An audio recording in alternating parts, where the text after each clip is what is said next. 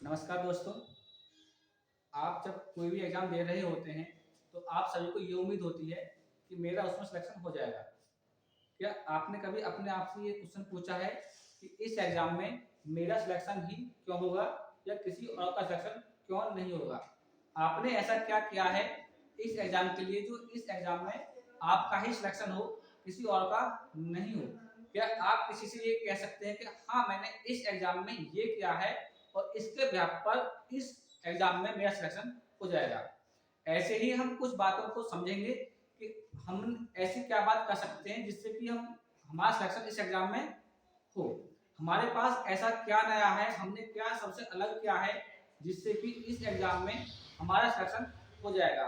अगर हमें किसी भी एग्ज़ाम में अपना सिलेक्शन सिक्योर करना है, तो उसके लिए हमें कुछ बातों को अच्छे से ध्यान रखना होगा और उन बातों को फॉलो भी करना होगा। और पहले हम बात करते हैं, हमारे पास 3 बातें जो मोस्टली हैं, हम उस पर डिस्कस करेंगे। बात तो बहुत सारी हैं जिनको हम डिस्कस कर सकते हैं, लेकिन अगर हम इन 3 बातों को भी, इन 3 पॉइंट को भी अच्छे से डिस्कस करते हैं, अगर हम इन 3 पॉइंट को अच्छे से समझते हैं और इन्हें हम फॉलो करते हैं, तो हमारे सिलेक्शन होने की संभावना काफ़ी बढ़ जाती है। पहला पॉइंट क्या है? पहले पॉइंट को समझते हैं, complete remaining syllabus. And second point क्या है? Continuity in a preparation. And third point क्या है? Learning from the last exam.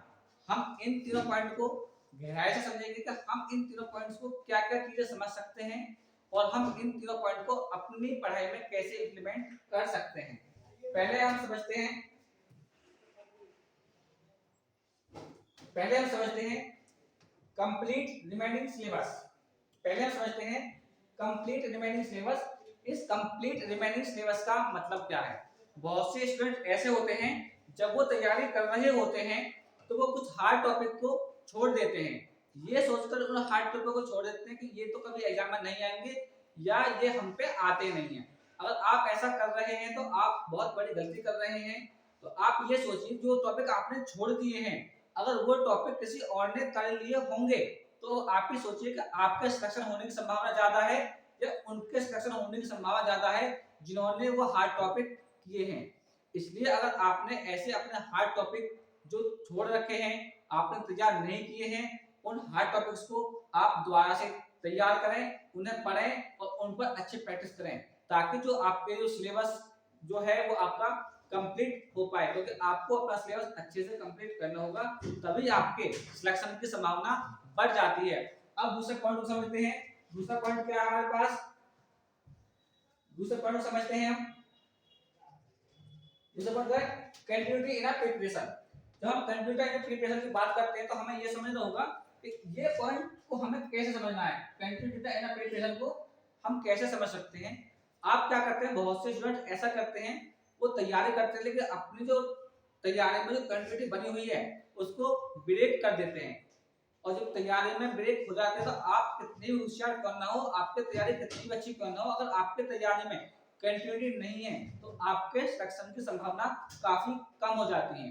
तो इसलिए आप अपनी प्रिपरेशन में कंटिन्यूटी को बनाए रखें, ताकि आपके सिलेक्शन होने की संभावना बढ़ जाए।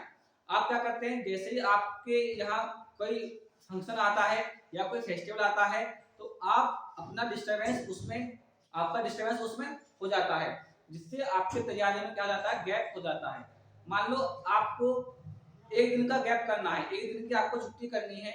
मैं समझ सकता हूँ कि आपके घर में कुछ ना कुछ छोटे बहुत काम होते हैं जो आपको करने ही होते हैं, बट हम क्या करते हैं, अगर हमारे पास एक दिन का काम है, हम उस एक दिन के काम के चक्कर में 3 दिन अपने वेस्ट कर लेते हैं, जो कि बिल्कुल ही वर्थ इट नहीं है। अगर हमारे पास एक दिन का काम है, तो हम एक दिन के काम में ही अपना टाइम वेस्ट करें।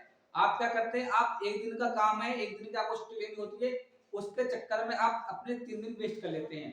एक तो उससे पहले वाला दिन वेस्ट कर लेते हैं और एक उससे अगले वाला दिन वेस्ट कर लेते हैं।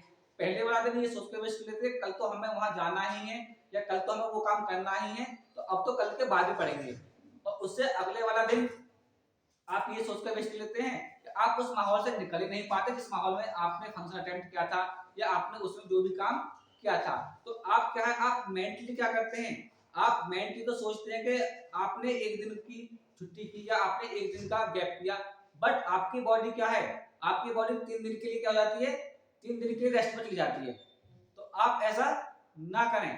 तो इसलिए अगर आपको तैयारी करनी है तो आप जो दिन आपने सोचा है कि मुझे इस दिन नहीं पढ़ना है, इस दिन मेरा ये काम है, इस दिन मुझे ये काम करना है, आप उसी दिन को अपना वेस्ट करें, उसके आगे आगे पीछे वाले दिन को वेस्ट ना करें। और आप इन बातों को अच्छे से करेंगे तो आप देखेंगे कि आपकी जो तैयारी है उसमें एक अच्छा पॉइंट, एक प्लस पॉइंट आपको मिलने वाला है। अब बात करते हैं हमारे तीसरे और लास्ट पॉइंट की। तीसरा लास्ट पॉइंट क्या है, learning from the last exam. Learning from the last exam से क्या मतलब है, आपने लास्ट एग्जाम से, अपने लास्ट एग्जाम से आपने क्या सीखा। आप जब एग्जाम देकर आते हैं ना तो आपका सिलेक्शन जब नहीं होता तब आप ये बात बोलते हैं सर इस एग्जाम में अगर मैं ये कर लेता तो आज मेरा सिलेक्शन होता।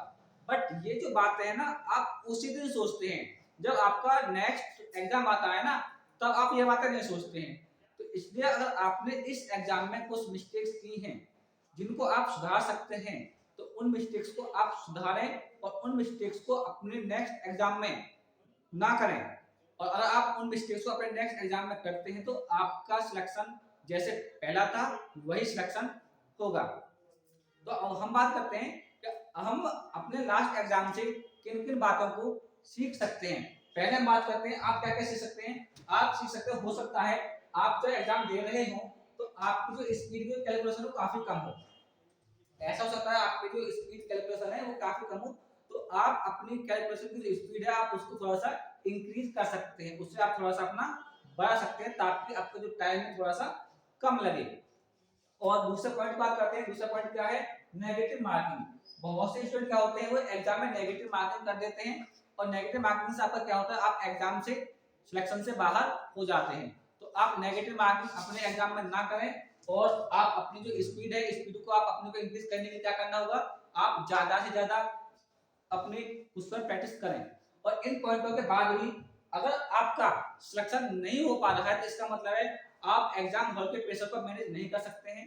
और आप एग्जाम हॉल के प्रेशर को मैनेज नहीं कर सकते हैं तो इसके लिए भी हमने एक लास्ट वीडियो बनाई है जिसका लिंक आपको डिस्क्रिप्शन बॉक्स में मिल जाएगा, तो आप उस वीडियो को भी देख सकते हैं। अगर वीडियो आपको ये अच्छी लगी हो तो लाइक करें, शेयर करें, सब्सक्राइब करें। धन्यवाद।